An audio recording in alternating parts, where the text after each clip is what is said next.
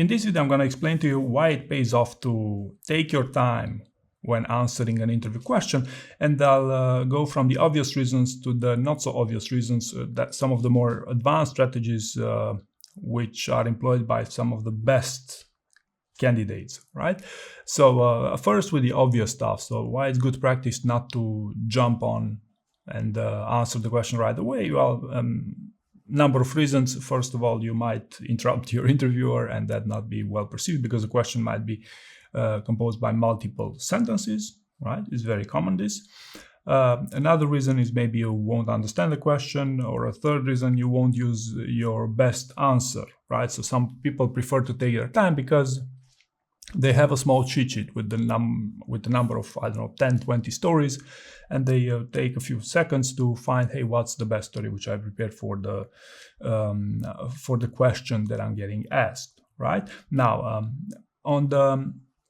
this is probably the obvious stuff. Now, on the not so obvious stuff of interviews, you should know that these interviewers have, generally speaking, in high-performing companies, always the same set of questions they will ask each and every candidate, and in the same order. Okay, and this is not by accident, but because they want to both have an equitable hiring process, but also because they want to screen you on something, on some behaviors that they are most interested in. Some companies would even share these reasons or behaviors with you in advance.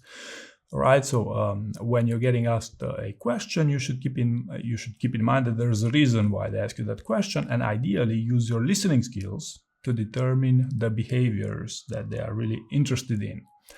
All right, so a time when you sacrifice short-term gains for long-term success. All right, this interview question is a classic one to screen someone on ownership.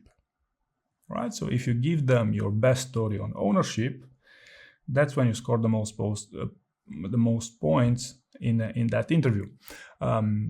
Why am I stressing that it's about answering the behavior? Well, simply because, for example, if you have 3 stories on ownership, right, and maybe you have one of those 3 stories answers a time and sacrifice short-term gains for long-term results, but you have another one which is your best story that you prepare for the interview, then you'd rather use your best story which you prepare for the interview because it highlights on the same behavior, ownership. It doesn't necessarily answer directly, immediately the question you're getting asked, but it answers the behavior, and the interviewer listening for the behavior, not specifically for the question, right? So this is how you score better than someone who would simply answer the question that they're getting asked for the purpose of a job interview, right? This is super counterintuitive and takes time to build. Listening skills are not easy to build. You have to learn a bit how these behavioral interviews work, but if you understand why the question gets asked, then you're significantly more likely to pass these interviews, right? And last but not least, another technique which maybe politicians tend to employ the most, and on the same topic of not really answering the question you're getting asked, or not really answering on the behavior you're getting asked either, would be some candidates really enjoy playing on their strengths always, right? So maybe to give you an example here, someone working, let's say in a director level role, in a people manager role, in a high performing company, is looking to get up leveled, similarly in a director level role, but on an individual contributor role with another high performing company. This is a scenario I had recently, and they were getting asked a question about leading teams.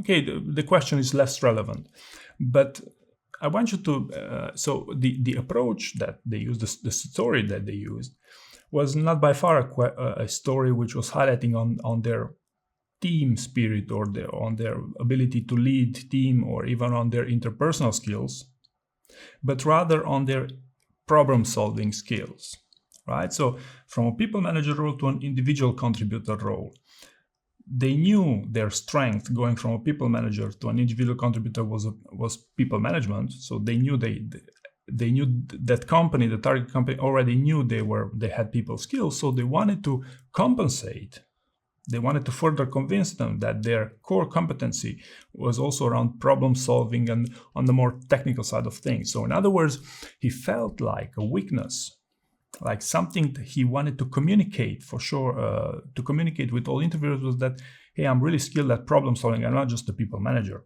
And this is the simple reason why they employ this strategy. Then whenever they were using a story, they were using a story to convince them that, hey, yes, I'm the right person for the job, for this individual contributor role, for which the core competency is problem solving skills, right? So notice here how the candidate influences during the actual interview to make a point that, hey, my strength is problem solving skills, because this is, he knew he wanted to sell himself on this core competency.